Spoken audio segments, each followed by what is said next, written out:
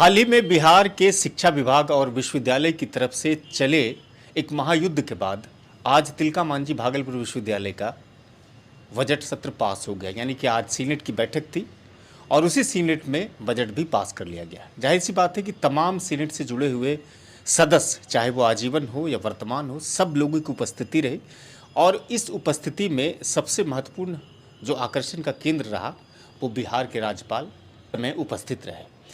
आज हमारे साथ पूरे बजट सत्र में हिस्सा लेने वाले माननीय उच्च न्यायालय पटना के अधिवक्ता पुरुषोत्तम कुमार झा जी हैं, जो वर्तमान में तिलका मांझी भागलपुर विश्वविद्यालय के आजीवन सीनेट सदस्य भी कहे जाते हैं। प्रतिक्रिया लेंगे और जानने की कोशिश करेंगे कि ये काफ़ी महत्वपूर्ण विश्वविद्यालय, जो पूर्वी बिहार का एक कहा जा सकता है कि प्रतिष्ठित विश्वविद्यालय है, क्या अपने नाम, फेम और प्रसिद्धि के अनुरूप काम करने में या छात्रों के हित में अभी तक सफल हो पाया है, या फिर दूसरे अन्य पहलुओं को जोड़ करके भी हम इस विश्वविद्यालय की तमाम चीज़ों पर रोशनी डालने की कोशिश करेंगे। आज जब सीनेट की बैठक हुई, बजट पास हुआ, तब ये पूरे सेशन में आप क्या अनुभव पाए? क्या विश्वविद्यालय पिछले साल की तुलना में बेहतर परफॉर्मेंस कर पाया इस समय? मेरे हिसाब से आज के सीनेट की सबसे विशेष बात वो ये कि अब तक के विश्वविद्यालय के इतिहास में पहली बार माननीय कुलाधिपति सह राज्यपाल सीनेट की बैठक में शिरकत किए। उनकी सहभागिता ही विशिष्टता पूर्ण थी। उसके अतिरिक्त सीनेट में बजट का पास होना पूर्ववर्ती क्रियाकलाप सदृश रहा है, कोई खास बात नहीं है। पूर्व के बजट में जैसे विसंगतियां थी वैसी विसंगतियां आज भी हैं। तो केवल आप कुलाधिपति के उपस्थित होने से इस सीनेट को या बजट सत्र को आप सफल कहेंगे? मैंने कहा बजट सत्र तो सफल हुआ, लोगों ने ध्वनिमत से बजट को पास किया आपत्ति सहित। मैंने आपत्ति दर्ज की है। आपने किस प्रकार की आपत्ति दर्ज की? बजट पूर्णतः तथ्यहीन रहा है। समान बजट तैयार करने में जो विसंगति हुई है वो बजट के अवलोकन से पता चलेगा। अभी तो मेरे पास बजट नहीं है। कतिपय मामले में खर्च का राशि शून्य दिखाया गया। जितने भी खर्च हुए वो सही हुए। खर्च की राशि शून्य शून्य, जबकि खर्च हुआ है उस मद में व्यय शून्य, तो बजट बनेगा सही? किसी भी परिस्थिति में वो सही बजट नहीं है। रहा सवाल दूसरा पहलू है। माननीय सर्वोच्च न्यायालय ने सन्नी प्रकाश के मामले में आदेश निर्गत किया है कि 1196 के बाद जो सहायक के पद पर कार्यरत हैं उनको 5500 से 9000 का वेतनमान दिया जाएगा। तिलका मांझी भागलपुर विश्वविद्यालय इस मामले में इतिहास रच रही है। किसी कर्मी को जो उनके लिए प्यारा है, अधिकारी के लिए प्यारा है, उसको 5500 से 9000। ठीक उसी दिन नियुक्त दूसरे कर्मी को 4000 से 6000। आश्चर्य की बात तो यह भी है, उसी दिन नियुक्त सहायक पद पर ही कार्यरत कर्मी को 350 से 4590 का भी वेतन ही दिया गया है। ऐसे विभेद की चर्चा मैंने की है। क्या ऐसे बजट को सही मामले में बजट कहा जा सकता है? तो ये कहीं ना कहीं पक्षपातपूर्ण रवैया रहा है विश्वविद्यालय प्रशासन का, या फिर से नहीं, प्रारंभ से ही विश्वविद्यालय निष्पक्ष तरीके से काम नहीं करती है। देश तो आगे बढ़ रहा है, लेकिन तिलका मांझी विश्वविद्यालय आगे बढ़ रहा है। निस्संदेह तिलका मांझी विश्वविद्यालय गर्त की ओर अग्रसर है। फिर भी वीसी साहब बड़ी उपलब्धि अपनी गिनाते हैं कि हमारे अल्प सेवा काल में ही हमने बड़े बड़े एक चीज़ों को ये कर लिया है, रीच कर लिया है। पूर्व की अवधि से यदि तुलना किया जाए तो कुछ काम इन्होंने किए हैं। यदि कुछ काम किए हैं तो उसकी प्रशंसा भी करनी चाहिए। छात्रों के उपाधि पत्रों पर इन्होंने हस्ताक्षर किए हैं, अच्छी बात है। वर्तमान कुलपति महोदय विभेद करने में पीछे नहीं रहते हैं।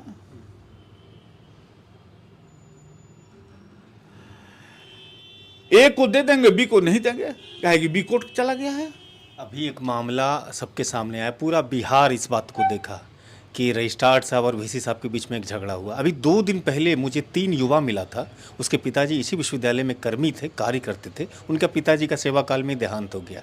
अब अनुकंपा की नौकरी के लिए वो दर की ठोकरें खा रहे थे, तो विधायक जी अजीत शर्मा जी के आवास पर आए थे। मेरी बात उनसे हुई तो कहा कि विश्वविद्यालय प्रशासन यानी वीसी साहब से जब मैं मिला तो उसने कहा कि मैं अपने स्तर से सारी कार्य आपके अनुकंपा हेतु कर दिए हैं, अब आपको रजिस्ट्रार साहब नौकरी देंगे या नहीं देंगे या सारी चीज़ें उनके अब खेमे में रह जाती है। और रजिस्ट्रार साहब कहते हैं कि मैं अभी इस मामले में आपको टाइम नहीं दे पाऊंगा। ये परिवर्तन है तिलका मांझी विश्वविद्यालय का? निस्संदेह परिवर्तन है। सर्वोच्च अधिकारी कह रहे हैं कि मैंने आपका काम कर दिया है, उनके मातहत कह रहे हैं कि अभी आपको टाइम नहीं दे सकेंगे। यही तो परिवर्तन है। ये खेला नहीं लगता है? यही परिवर्तन रूपी खेला है, निसंदेह है। डिग्री से जब पास आउट होते हैं 3 सालों के बाद, जब ग्रेजुएशन से पास आउट होते हैं, तो उसकी तुलना में पीजी डिपार्टमेंट में सीट की संख्या कम है और बड़ी मशक्कत होती है। तो सीटें तो बढ़ी नहीं, जनसंख्या तो बढ़ रही है, छात्रों की संख्या भी बढ़ रही है। विश्वविद्यालय क्या करने जा रहा है? बजट सत्र पे इस पर कोई चर्चा हुई है नहीं? बजट सत्र में इन बातों पर लोगों का कहना, छात्रों के हित के विषय में बजट सत्र में चर्चा कहाँ होती है? बजट सत्र में तो सीनेट के सदस्यों को बुलाया जाता है। लोकधन से भोज का आयोजन, कुछ एक उपहार लोगों को, सीनेट सदस्यों को मिलता है, चर्चाएं होती हैं, ध्वनि मत से टेबल ठोक करके बजट पास हो गया। यही होता है बजट सीनेट में। और कोई, आप 3 महत्वपूर्ण संस्थानों से कहीं ना कहीं जुड़े हुए हैं, सीनेट के आजीवन सदस्य हैं, माननीय उच्च न्यायालय पटना के आप अधिवक्ता हैं, उसके अलावा मिथिला परिषद से भी जुड़े हुए हैं। आप ये पूरा 2024 का जो बजट है, आपके भाषा में या फिर आपकी समझ में कैसे बेहतर हो सकता था? सबसे पहले हर एक इंडिविजुअल कर्मी का जो उसको देय वेतनमान है वो दिया जाना चाहिए। वास्तविक व्यय की गणना होनी चाहिए, वास्तविक आय की गणना होनी चाहिए। मान लिया जाए 100 रुपये मेरी आय है, व्यय के मद में मेरा 5,000 रुपया है, तब ना हम घाटे का दिखावेंगे कि 4,900 का घाटा का बजट रहा। व्यय, बहुत सारे ऐसे मद हैं जिसमें व्यय की राशि शून्य दर्शाया गया है, जो हो ही नहीं सकता है। तो बजट वास्तव में कट एंड पेस्ट बिजनेस से तैयार किया गया है। आप इसी नगर के रहने वाले हैं, अंग नगर के रहने वाले, जैसा आप बताते हैं, ये लगता है कि इन सब बजट, खाना पूर्ति बजट से भागलपुर के छात्रों का हित हो सकता है? छात्रों के हित को इस बजट से बहुत लेना देना नहीं है। हालांकि सदन में इस बात पर चर्चा हुई कि नए विषयों पर को खोले जाएं। माननीय कुलाधिपति महोदय ने आश्वासन दिया है कि शिक्षकों की बहाली के संदर्भ में राज्य सरकार से उनसे बात हो रही है। ये सारे वैसे पहलू हैं जो प्रशंसनीय हैं। बजट में किसी एम्प्लॉय को कितना वेतन मिलता है, किसी को ज़्यादा मिलता है, किसी को कम मिलता है, इससे छात्रों के पठन पाठन का कोई लेना देना नहीं है। छात्रों को खेल की सुविधा मिले, इस पर चर्चा हुई। स्टेडियम बने, इस पर चर्चा हुई। सामान्य स्थिति में यदि बोलने की बात हो तो कहेंगे कि बजट सत्र पूर्व के तरीके से इस बार भी पारित हुआ। आखिर में एक प्रश्न करेंगे, अब वो भी छात्र हित से जुड़ा हुआ है। छात्र मुझे फ़ोन करते हैं, और अभी भी मुझे फ़ोन किया था थोड़ी देर पहले, बोलते हैं कि विश्वविद्यालय प्रशासन का कोई भी अधिकारी, चाहे वो सर्वोच्च पद पर बैठा हो या आमतौर पर छोटे कर्मी हो, वो मिलते ही नहीं है छात्रों से, उसकी समस्या ही नहीं सुनते हैं। और क्या चल रहा है विश्वविद्यालय में? छात्र हित के लिए चल रहा है छात्र दरबार। छात्र दरबार के बारे में तो आज कुलपति महोदय बता रहे थे, लेकिन जब कभी मैं विश्वविद्यालय परिसर में गया तो मैंने देखा कि परीक्षा विभाग के सामने गेट लगा हुआ है लोहे का, उसके बाहर छात्र छात्राएं खड़े हैं। उनकी ये कोई सीमा है वहाँ पर चिन्हित?